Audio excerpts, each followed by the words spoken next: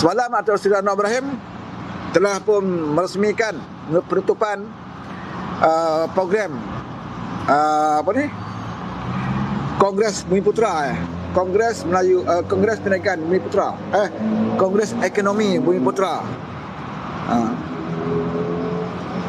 Dan dalam ucapan dia amat menarik lah bila dia bicarakan tentang pembangunan, mengangkat martabat. Alah, lalat ni atas kepala botak aku ni duduk. Mengangkat martabat Melayu Bumiputera. Nah, sekaligus menangkis dakwaan yang menyatakan bahawa di bawah kajian perpaduan ini, terutamanya di bawah Datuk Seri Anwar Ibrahim ini, seolah-olah Melayu itu dipinggirkan. Bising lah. Sepatu saya malas ni, motor ni, mak rempit banyak lah sini. Sepatu saya malas kat luar, saya malas nak buat live.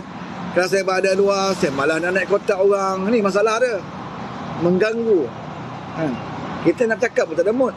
Bising. Tapi saudara boleh dengar ke saya cakap ni? Saya pun tak ada mic. Kalau ada mic yang satu lagi, yang mic boleh tapis bunyi bising tu, okey sikit kan? Superman, waalaikumsalam, Superman. Nanti kalau saudara tak dengar, saya rasa saya banyak buang masa bercakap kat sini.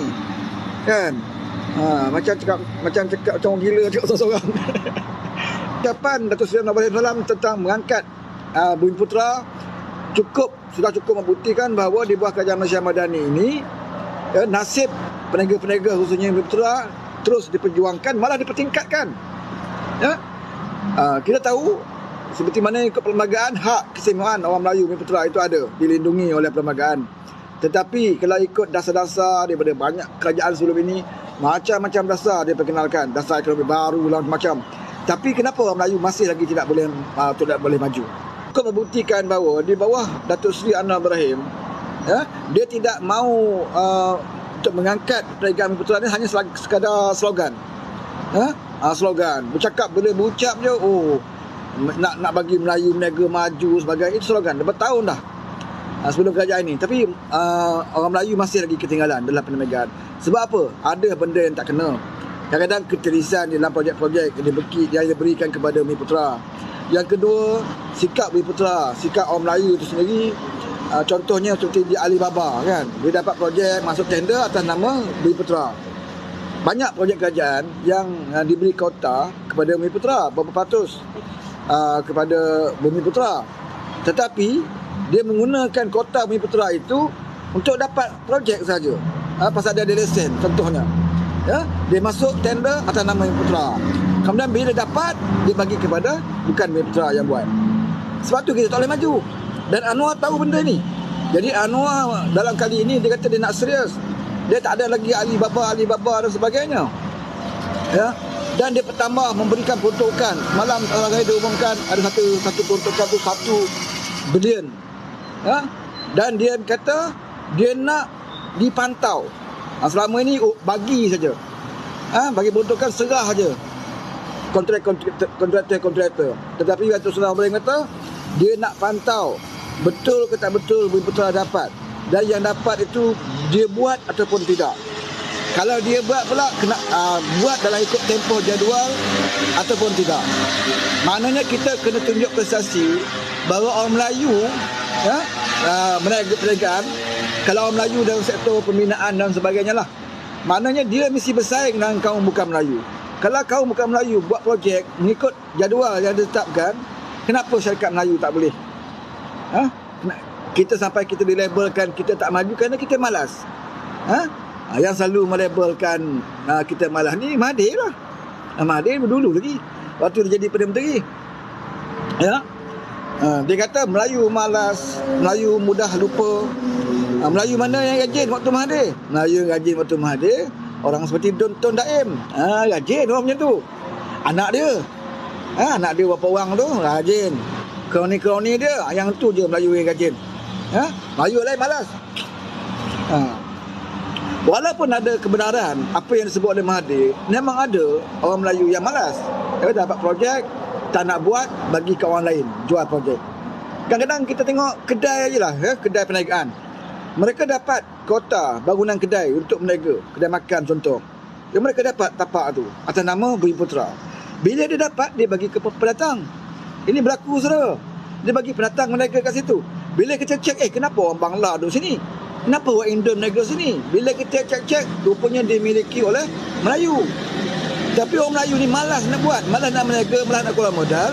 Dia cuma nak goyang kaki, main telur kat rumah, kan? Dia dapat duit, walaupun sikit. Maka dia Alibaba kan. Ini menyebabkan kita tidak boleh nak maju. Jadi Anwar tak mau perkara ini. Ya? Sama juga kalau kita tengok Menteri Raya di Kuala Lumpur. Dia kerap kali bagi amaran, ya, segala bangunan kedai, tapak-tapak perniagaan yang diberikan kepada Bumi Putera, siapa yang mohon, orang itulah kena meniaga. Kalau kamu tidak berminat meniaga, jangan mohon. Sebab dia tahu sebelum ini ada amalan mendapatkan tapak perniagaan, kemudian dimeniagakan. Dibagi kepada orang, dia meniaga dan dia untung atas angin. Jadi bawah kerajaan Malaysia Madani dah tak boleh dah. Kamu mohon, kamu kena meniaga. Ada pasukan pemantau pula. Ya? Ada pasukan pemantau pula yang akan melihat kamu berniaga ataupun tidak. Kalau tak berniaga, tutup bagi orang lain. Ramai lagi yang berminat untuk berniaga. Jadi inilah yang kerajaan Malaysia Madani cuba lakukan. Walaupun kita mungkin tak dapat sasaran 100% untuk membenteras orang macam ini, tapi sekurang-kurangnya ada usaha.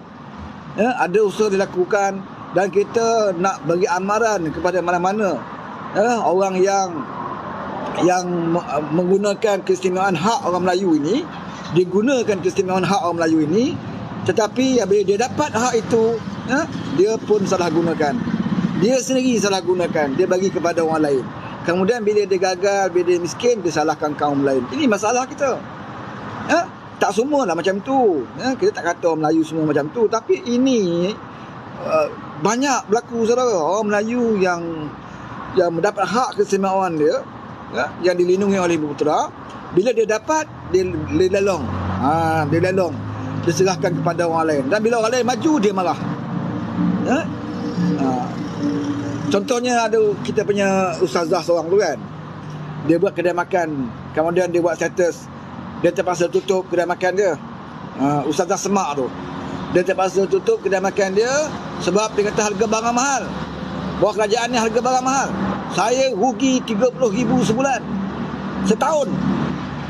30,000 sebulan dia rugi selama 1 tahun. Mana saya sanggup nak tanggung, dia kata. Maka saya tutup. Tengok, dengan pantasnya dia menyalahkan kerajaan apabila perniagaan dia gagal. Apabila dia menyatakan bahawa dia dah rugi setiap bulan 30,000, tetapi dia boleh tunggu sampai 1 tahun. Situ dah nampak dah bahawa dia ni bodoh berniaga. Kan? Bodoh. Ilmu berniaga tak ada, tapi nak berniaga. Ilmu kamu hanya menjual agama saja. Patutnya kepakaran kamu menjual agama, masuk masjid, buat fitnah, cerita tentang hukum-hukum yang kadang-kadang dipertikaikan orang. Semua perkara kamu nak bercakap dalam masjid, bab undang-undang mahkamah syariah pun kamu nak bercakap, walhal kamu hanya pakar dalam bidang haid dan nifas saja. Kamu ustazah yang boleh bicara tentang haid dan nifas, tapi nak juga bercakap tentang undang-undang syariah di Kelantan, perlembagaan, macam pandai sangat. Bulan lalu bawa walaon lah tu. Walaon sakit jiwa. Jadi ustazah Semak ni, Semak Harun ke Semak Haram, nama dia tahulah. Mengulas tentang macam-macam lah, macam semua benda dia tahu. Oleh kerana macam nak tunjuk pandai sangat, semua bidang dia tahu. Rupanya bidang perniagaan yang dia ceburi puluhan tahun kononnya, puluhan tahun kononnya, gagal. Terpaksa gulung tikar, saudara. Sebab apa dia gagal? Alasan dia kata harga barang mahal. Kan? Kalaulah kita boleh terima lah, kalau harga barang mahal, motor ni mesti one on ni. Kita boleh terima lah kalau barang tu mahal, banyak kedai kawasan situ tutup semua kan. Okey. Contohnya macam zaman 3 bulan lah, bila terlalu ramai sangat angkat bendera putih, maknanya betul, ya, rakyat tengah susah. Ramai sangat orang angkat bendera putih ni, tak makan. Jadi kalau ada kedai yang boleh katakan keseluruhan tempat banyak tutup, okey betul. Mungkin sebab ada alasan lah. Tapi kalau kawasan dia tu, kedai dia je tutup, kedai lain okey, meriah je. Kan? Maknanya adalah benda yang tak kena dengan kedai kamu. Mungkin servis tak baik. Sebab saya tengok dalam hantaran dia tu, dalam posting dia, saya tengok komen-komen dekat posting dia tu, banyak yang kata dia di antara mereka pernah pergi ke restoran Ustazah Semak ni, nak dapat servis teruk. Dia kata nak minta makanan lama baru dapat. Lepas tu dia kata tidaklah sedap sangat mana pun. Jadi ramai yang komen. Kita tidak kata betul atau tidak, tapi maksudnya bila kedai kamu tutup dan respon orang kepada kedai kamu itu, sepatutnya kamu pertimbangkan juga. Jangan salahkan harga barang mahal saja. Jangan salahkan harga barang, kata harga barang mahal. Barang yang kamu masak, barang apa yang mahal? Barang-barang yang import je, barang keperluan yang disubsidi, tetap kamu dapat. Bahkan kamu sebagai perniagaan, kamu ada lagi sedikit kelebihan sebagai orang berniaga. Kamu bukan beli gula sekilo 2 kilo, kamu bukan beli beras 5 kilo 10 kilo kalau kamu berniaga. Dan kamu ada kelebihan sebagai seorang perniagaan. Sebagai ahli perniagaan, kamu kebanyakan beli barang borong. Kan? Kamu bukan beli beras kedai runcit. Ramai orang berniaga okey je. Kan? Okey je. Kalau restoran kamu tutup, something wrong lah. Sebab kamu sibuk sangat ke sana ke sini, pergi nak mengajar, berdakwah. Bukan salah berdakwah, tak salah. Yang salahnya apa yang kamu sampaikan itu tak betul. Menyesatkan orang. Perkara yang tak tahu kamu nak bercakap, itu yang tak betul. Kalau kamu cerita pasal hate dan nifas, okey lah. Itu kepakaran kamu. Nak cerita pasal bermadu ke, berpoligami ke, kan? Kalau kamu tak suka, itu hak kamu. Kan? Kamu cerita pasal hate dan nifas, tak apalah, itu kepakaran kamu. Tapi kalau kamu nak ulas juga tentang undang-undang mahkamah syariah, kamu nak ulas juga tentang isu Neelin, kamu nak ulas juga tentang perlembagaan penjajah, semua benda kamu nak ulas, kemudian tersasar jauh, jadi memperlihatkan bahawa kamu sebenarnya tidak ada kebolehan pun nak bercakap isu itu. Jadi kalau itu pun kamu tidak ada kebolehan, kemungkinan besar kamu berniaga pun tidak ada ilmu. Kalau ada ilmu, takkanlah kamu dah tahu rugi sebulan 30,000. Dia kata dia rugi kedai makan dia sebulan 30,000 saudara. Rugi. Maknanya selama ni dia berniaga untung, saya tak tahu berapa juta dia untung satu hari. Sebab dia rugi saja dia kira 30,000 satu hari, 30,000 satu bulan. Bermakna lebih kurang apa tu? 3,000 lah kot satu hari. Kan? Dia maknanya dia satu bulan dia rugi 30,000. Kemudian dia kata selama mana saya rugi? 1 tahun. Di situ bila saya dengar dia cakap macam tu, saya dah dapat bayangkan bahawa dia memang tidak tahulah, tak ada ilmu berniaga lah. Terlalu bodohnya kamu berniaga. Bila kamu dah berniaga, 1 bulan kamu dah rugi 30,000, okey, kamu bertahan, kamu buat kajian kenapa rugi, kenapa rugi 30,000. Kemudian okey, try bulan kedua, ubah sesuai, masih lagi rugi 30,000. Masuk bulan ketiga rugi lagi. Kamu nak tunggu sampai setahun ke? Kamu nak rugi sampai setahun ke? Kamu nak tunggu ke? 1 bulan 30,000 ni rugi. Kamu boleh tunggu sampai 1 tahun. Dan hari ni kamu cakap saya dah rugi 30,000 sebulan selama 1 tahun. Kan? Maksudnya kamu bodoh. Ataupun kamu menipu. Ya ke kamu rugi 30,000?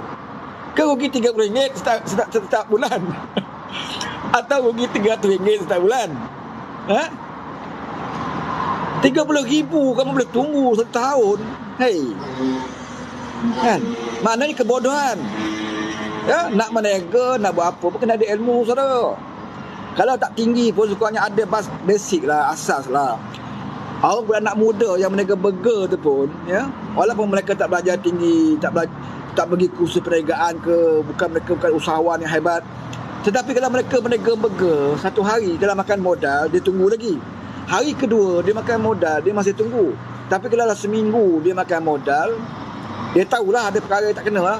Mungkin tempat dia berniaga tidak sesuai, mungkin masakan dia, cara dia buat tak boleh menarik minat orang untuk nak makan burger dia, dia mungkin akan tutup. Ataupun dia beralih kepada perniagaan yang lain. Itu cara inisiatif lah. Takkan dia dah tahu dah berniaga burger, walaupun modal tak besar, tapi kalau hari-hari makan modal, bukan makan modal saja, rugi. Ustazah Semah Harun ini, dia bukannya makan modal, dia rugi 30,000. Macam Walaon 16 dia kata 8%. Walaon macam ni yang bodoh ni saya kata. Dia dah antara ada gulungan macam Semah Harun ni. Dia ingat bila cukai naik tu kena pada dia. Cuba beritahu apa yang dia kena. Cukai yang naik tu siapa yang kena? Kamu yang kerja Felda Menoy Getah, ataupun kamu seorang dia apa? Cikgu. Kena ke cukai? Sebab itu saya katakan kebanyakan Walaon ni bodoh.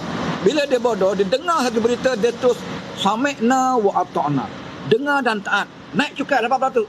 Naik cukai 10%. Oh, mengelupur. Kan? Tapi dia tak gaji. 8% ni siapa yang kena? Aku kena tidak? Keluarga aku kena atau tidak? Dia tak pernah gaji, saudara. Dia tak akan gaji. Sebab otak dia benak. Orang macam ni lebih hadi nak, saudara. Orang macam ni lebih hadi nak. Pantang dengar berita saja, gairah. Oh, dia cepat. Lebay ni, saudara. Kalau dapat gairah cepat, saudara. Dia dengar je berita, nak lompat ni. Mau lompat. Sebab itu Pak Walaon ni, bila dengar Papa Gomo beritahu hari Jumaat ini kajian akan tumbang, mereka gairah. Macam dia dengar cukai tadi lah, naik SSC 8%. Kelang kabut dah. Besok nak kiamat ni. Cepat beli barang. Bagi tu bini, tolong Mina, tolong cepat-cepat beli barang. Besok pagi dah cini cukai ni. Beli cepat beli beras, beli tepung, beli telur, cepat-cepat beli ikan sardin. Dah naik dah 8% ni. Cepat-cepat beli, penuhkan rumah kita dengan stok. Jangan tu lah bodohnya Walaon. Mengelupur. Tak tu pasal. Orang macam ni lah yang puak-puak ni. Puak-puak ni nak. Puak-puak ni nak. Saudara. Sebab itu mereka mudah sangat ditipu oleh Papa Gomo. Senang-senang ke Papa Gomo tipu. Puak-puak macam ni pasal dia tahu buat-buat ni, semangat dia cepat. Dia cepat steam. Kan? Cepat nak panas ni. Bila dengar je melompat terus. Jadi Papa Gomo gunakan kebodohan Walaon ini dengan membawa berita hari Jumaat ini kajian akan tumbang. Anwar ni dah 2 minggu dah. Dah tak ada sokongan dah Anwar ni. Bila orang tanya dia, Papa Gomo, bila Anwar tak sokongan? Dah berlaku pun. Anwar ni dah tak ada sokongan. Bukan bila orang yang masuk live dia tanya, bila kerajaan nak jatuh? Papa Gomo dengan muka selamba dia, dah berlaku pun. Dah 2 minggu lepas. Cuma nak umum je. Nak umum je. Anwar jatuh tu dah berlaku dah 2 minggu lepas. Dia tak ada sokongan dah. Tuanku dah dapat SD 120 orang. 120 orang ni. Cuma nak umum je. Bila nak umum, Jumaat ni tu umum. Kan? Walaon pun ada yang bernazar, saudara. Ada yang botak kepala macam saya ni. Botak kepala. Bernazar kerjaan tumbang. Kita minum dulu. Yang bernazar lah, yang sujud syukur tak bangun-bangun, sebab lebam dari sujud syukur, sementara nak nanti hari Jumaat. Tapi apa yang berlaku semua kita tahu. Semua kita tahu. Semua jadi mangsa pembodohan. Tanda-tanda kejatuhan. Betul? Tanda-tanda kejatuhan Mahathir dan Hadi. Kalau tengok Haji Hadi dengan Mahathir pun jalan sama je, 3 silinder. Tak lama dia tumbang lah tu. Bila niat kita tak baik, niat kita nak tumbangkan orang, kan? Yang susah, yang sakit kita, tapi kita mendoakan keburukan orang lain. Ini masalah dia. Itu Tuhan tunjuk. Kamu nak mensasarkan Anwar Ibrahim. Mahathir ni dia dah sasarkan Anwar Ibrahim. Macam-macam dia kata ke Anwar. Tak selamatlah negara kita kalau Anwar jadi Perdana Menteri. Kuasa Melayu akan hilang, Islam terancam. Haji Hadi pun kata benda yang sama. lagi lama dia bercakap tentang Anwar Ibrahim, keburukan Anwar Ibrahim, saya tengok lagi teruk dia orang ni bergele-gele masuk AJN. Bergele-gele masuk AJN. Dia nak jatuhkan Anwar, tapi dia hampir jatuh, dia tak sedar. Dia hampir jatuh, dia sedar. Bergele-gele dia dengan Mahathir. Mula-mula Hadi masuk AJN. Dia masuk dulu. Shift pertama Hadi masuk. Bila Hadi masuk, Mahathir duduk di luar. Mahathir attack Anwar kat luar. Macam-macam Mahathir kata kat Anwar. Kemudian dia dah penat berbuih mulut dia attack Anwar, dia pula masuk AJN. Kan? Tekanan politik. Dia pula masuk AJN. Bila dia masuk AJN, Haji Hadi keluar pula. Dia kata hantar keluarlah. Mu keluar Hadi. Saya masuklah pula. Giliran saya lah masuk AJN. Mu keluarlah Hadi. Haji Hadi pun keluar. Giliran Haji Hadi pula attack Anwar. Lepas tu bila Haji Hadi keluar, terus sihat dia menulis tentang Meraja. Dia kritik tentang Agong kan, tentang pelbagai penjajah dan sebagainya. Sihat dia saudara. Sihat dia. Dia kalau buat menghentam Haji Hadi ni, dia sakit-sakit macam mana pun, dia akan boleh lagi. Dia masih lagi boleh menghentam. Walaupun dia sihat, walaupun dia macam mana keadaan dia. Dia masih lagi tak ada masalah. Kan? Kalau dia nak hentam orang pun. Tapi kalau dia suruh dia apa ni, mari parlimen, dia tak mari. Dia uzur syar'i. Masa itu dia akan uzur lah. Kan? Nak suruh datang parlimen, dia sakit. Tak boleh dah apa hari dah. Sepanjang parlimen tak nak datang. Sejak lagi hari persidangan oleh Tuan Agong, dia tak datang. Minggu depan saya tak tahu dia datang tak datang. Sebab dia tak sihat, dia uzur syar'i. Tapi dalam masa dia uzur tu, saudara tengok dia menulis dekat page dia, walaupun ramai kata itu bukan tulisan dia, itu admin dia. Masalahnya atas page dia, maknanya dia restu, dia redha idea dia. Sama ada dia menulis atau tidak, maksudnya otak dia masih berjalan lagi untuk memperkatakan sesuatu yang tak betul di dalam Facebook.